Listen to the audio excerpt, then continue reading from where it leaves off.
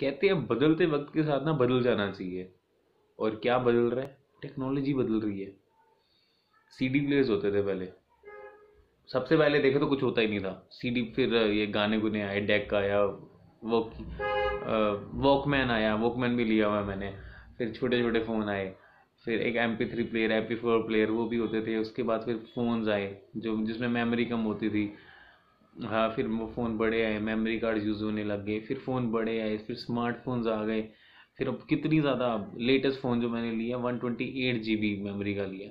मतलब ये technology change हो रही है ना, इंसान चेंज हो रहा है। तो टेक्नोलॉजी का ना यूज़ है। बट ये है, कभी फ़ोन लेते हो ये तो नहीं है कि इतना ज़्यादा टेक्नोलॉजी को पढ़ना पड़ता है प्रैक्टिकली। हम उसको समझते हैं कि क्या हो रहा है, बट जिनका काम है वो ये भी जानते हैं कि हाँ, ये टेक्नोलॉजी कैसे काम करती है। कम्युनिकेशन है ये, ठीक है। इसका दो चीज़ों में फ़र्क पड़ा है, वैसे तीन चीज़ों में ही पड़ा है। हेल्थ में भी फ़र्क पड़ता है IT का, और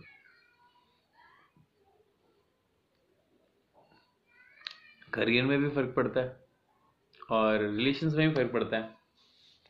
कम्युनिकेशन बेटर हो गई है। कोई बहुत दूर रहता है, 100 किलोमीटर दूर, 300 किलोमीटर या 2600 किलोमीटर दूर, या बहुत ही दूर अगली कंट्री में ही रहता है, कम्युनिकेशन हो रही है, रिलेशनशिप बेटर हो रहे हैं, वीडियो कॉल्स हो रही हैं, चैट हो रही हैं। ये IT है, इंफॉर्मेशन टेक्नोलॉजी है। उसी तरह से करियर, करियर में कैसे होता है, बिजनेस है। आप ट्यूशन्स दे रहे हो, ऑनलाइन दे रहे हो, जूम पे दे रहे हो, यूट्यूब पे क्लासेस डाल के दे रहे हो। ये है। आपका प्रोडक्ट है, आप अपने प्रोडक्ट के बारे में मार्केटिंग करना चाह रहे हो, ओवर द वॉइस या ओवर द वीडियो आप कॉल कर रहे हो, इंटरव्यूज दे रहे हो। ये सारा IT का तो यूज़ है। वर्क फ्रॉम होम जो चल रहा है कंपनीज का, इतने सारे लोग, नहीं तो ये कोरोना के कारण जॉब खोले थे, खाई होगी कोई हो नहीं, बट वर्क फ्रॉम होम का जो फीचर चल रहा है, आप घर बैठ के with the help of computers, with the help of networks, network है ना, इंटरनेट है, नेटवर्क्स है, आप घर बैठे काम कर रहे हो, आप पैसा कमा रहे हो, जिससे आपका सर्वाइवल श्योर हो रहा है, कंफर्टेबल लाइफ मिल रही है। IT है। और IT के इतने यूजेस आते हैं ना, मैनुअल, पहले चीज़ें मैनुअल होती थी। अकाउंटिंग मैनुअल होती थी, और अकाउंटिंग मैनुअल होती थी तो उन्होंने सॉफ्टवेयर्स बनाए, कितना काम इजी हो गया। आज सिर्फ एक एंट्री डालनी होती है, अकाउंट्स अपने आप डल जाते हैं, ठीक है, मैनुअल के मुताबिक। और क्या था, ATM अपने आप में एक IT का वो था।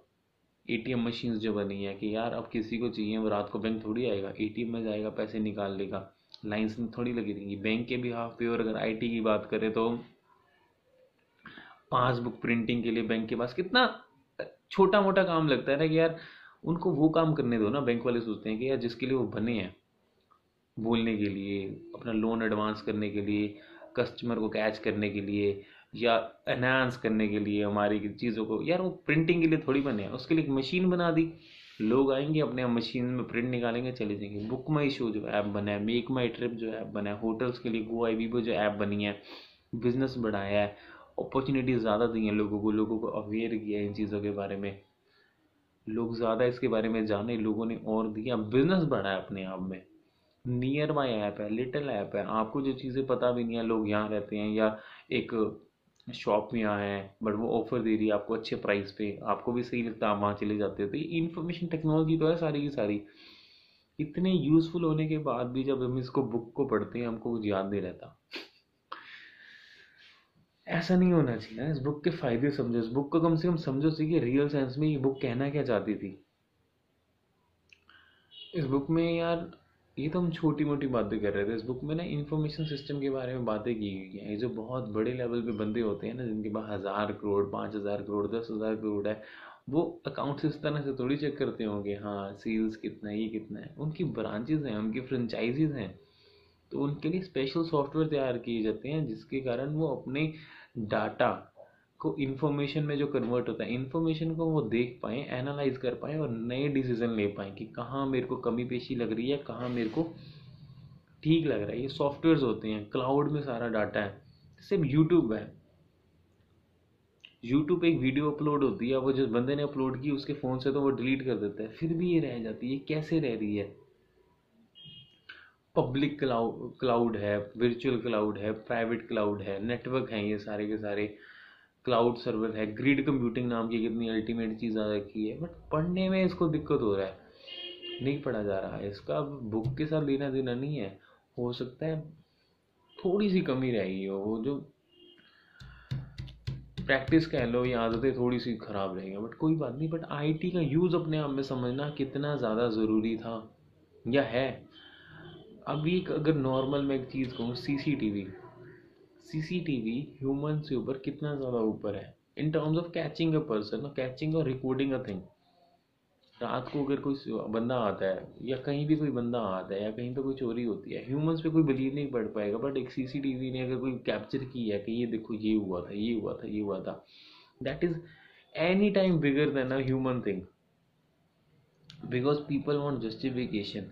तो वो तो कंप्यूटर चीज़ें दिखा सकता ना कि हाँ, to show them as it is वो कैसा था। सीसीटीवी अपने आप में कितनी बड़ी टेक्नोलॉजी है, उसको अडॉप्ट किए बिना आप उस चीज़ को समझ नहीं सकते। ये है आईटी का फ़ायदा। आईटी का फ़ायदा और कैसे था, आप अपने सॉफ्टवेयर्स बना सकते हैं जिसके अंदर आपकी इंफॉर्मेशन लिखी हुई है। जब इंफॉर्मेशन आती है, जब कोई नए एम्प्लॉयज़ आपकी ऑर्गेनाइजेशन में आते हैं, तो वो उसको उसी तरह जो इंफॉर्मेशन है उसको यूज़ करते हैं। तो आपको जो एम्प्लॉयज़ पे है दोबारा ट्रेनिंग करने की ज़रूरत नहीं पड़ती। आपके जो ऑपरेशनल लेवल्स पे लोग हैं उनके पास सॉफ्टवेयर्स हैं, जैसे रेलवे टिकट्स की बुकिंग्स के लिए है कि बंदा एक टाइम पे बुक कर रहा है, सिमिलर एंट्रीज हो रही हैं पूरे पूरे दिन में, एक जगह से पैसे कट रहे हैं उसमें एंटर हो रहे हैं, प्रोटोकॉल्स हैं। और क्रेडिट कार्ड्स की, अब ये जो पेमेंट होती है क्रेडिट कार्ड्स की पेट्रोल पंप पे, ये पे कि हम कुछ अब बाई कर रहे हैं, कैसे हो रहा है, हमारे अकाउंट से पैसे कट रहे हैं, वो स्लिप बना के बैठा होता है, फिर वो बैच करता है, क्लियरिंग के लिए जाता है, फिर फंडिंग होती है। ये आईटी ने दुनिया कितनी ज़्यादा चेंज कर दी है, तो इसको पढ़ना एज अ बहुत ज़्यादा ज़रूरी था। सर्वर्स क्या है, नेटवर्क क्या है, चलो ये चीज़ें बड़ी अजीब हैं, पैकेट स्विचिंग क्या है, मैसेज स्विचिंग क्या है, but network as a whole क्या कर रहा है ये जानना तो ज़रूरी था। हम्म। और एप्लीकेशन लेयर्स हैं, ये लेयर है, ओएसआई मॉडल की लेयर है। बट अपने आप मेरे यार कुछ पाने के लिए इसको पढ़ना शुरू करते ना कि बहुत ज़्यादा वो लग रहा था कि यार कितना ज़्यादा खला रहा है, कि ये कितना कंटेंट है। बात करते हुए भी एंग्जाइटी होने लग गई है कि यार सच्ची में कुछ दिल की धड़कनें तेज हो गई हैं, बिकॉज बातें तो कर रहे हैं यार, इन चीज़ों से अटैच हो रखी है। एग्ज़ाम देना है इसके ऊपर, इसका एग्ज़ाम देना है, इसकी बातें याद नहीं रह रही, और अपने ही मन में ना इसको पता नहीं क्या फिगर आउट कर लिया कि यार कि बहुत बड़ी चीज़ है। आईटी का बेनिफिट हम समझते हैं, एस सब का बेनिफिट हम समझते हैं, हमने इसको बहुत ट्राई भी किया है रीड करने का, बट ये दिमाग में जा ही नहीं रहा था। सोल्यूशन क्या होता है, या तो मेहनत करो करा दो या निकाल दो मन से। अटैचमेंट हर चीज़ के साथ होती है। मैंने इंसानों वाली अटैचमेंट फेस की हुई है, बट चीज़ों वाली मैंने रियलाइज़ आज की है कि यार चीज़ों से भी अटैच है, एक सिचुएशन से भी अटैच है कि यार इतने करीब है कोई चीज़, उसको छोड़ना नहीं चाह रहे। This is not the right way of living, गलत है ये। Even after attaining all those things which I am willing for, उसके बाद भी ये चीज़ें रहती हैं, हर लेवल पे रहती हैं, तो सेटिस्फेक्शन नहीं मिल पाता। That is a bigger game, उसको समझना बहुत ज़रूरी है। चलो इस पेपर के कारण कम से कम ये चीज़ तो समझ आएगी यार, जिस बिलीफ में हम थे कि everything is going good and great, वो नहीं है। थॉट को समझना बहुत ज़रूरी था कि यार एक्चुअली हो क्या रहा था। In order to clear this exam I was reading this book, but at the end of the day exam कल है जब, तो ये ना ऐसे ही होता है जब किसी युद्ध में जाना होता है ना, युद्ध की दिन थोड़ी युद्ध की तैयारी होती है, तैयारी तो पहले ही होती है, युद्ध के दिन तो बस जाओ और लड़ो। दैट इज़ अ थिंग, सही सही बात है। And it's all about with in the thing, इस अंदर क्या चल रहा है, इतना प्रेशर, एंजाइटी वगैरह, नर्वसनेस, घबराहट कि यार, जबकि it's not the first time you doing it, काफ़ी ज़्यादा था। आईटी के बारे में अगर और बात कर सके तो क्या है, information technology it's a must game. अगर एक थोड़ी सी आसानी चाहिए तो आईटी लाइफ में आ ही जानी चाहिए, ठीक है। But IT in itself is a good thing, उसके काफ़ी ज़्यादा बेनिफिट्स हैं, but from retaining point of view कमज़ोर दिमाग का काम नहीं है। कमज़ोर दिमाग कह लो या ऐसा दिमाग जिसकी प्रैक्टिसेस ख़राब हो गई हैं, उसका काम नहीं है। सो ITNSM itself is a very great chapter, but खज्जल कर दिया है इस समय। Hope to have a great present and future, but in this process of reading the books, understanding the books, just with a wish to clear something or to attain something is a very painful process, because as soon as the time is coming up for the exam, or the time is coming up when you have to appear for the things, and in front of your eyes the things are coming that you won't be able to do that is very painful and बहुत ही ख़राब चीज़ है। But कोई ना, life है, काफ़ी दूर तक जाना है, इन चीज़ों को सीखना था, मे बी ऐसा ही होना था। इन्हीं चीज़ों में ना यार वो 5 चीज़ें ऐड ही कर देता हूँ जो अभी तक बूस्ट कर रही हैं लाइफ को। और एक्सेप्टेंस कि यार हाँ गलती होगी अपने से, कभी भी नहीं करना चाहिए ऐसा। अपने आप को ना कभी भी ना बिना जांचे इतना ऊपर मत समझ लो कि यार कब जब आए ना तो रहे ही ना।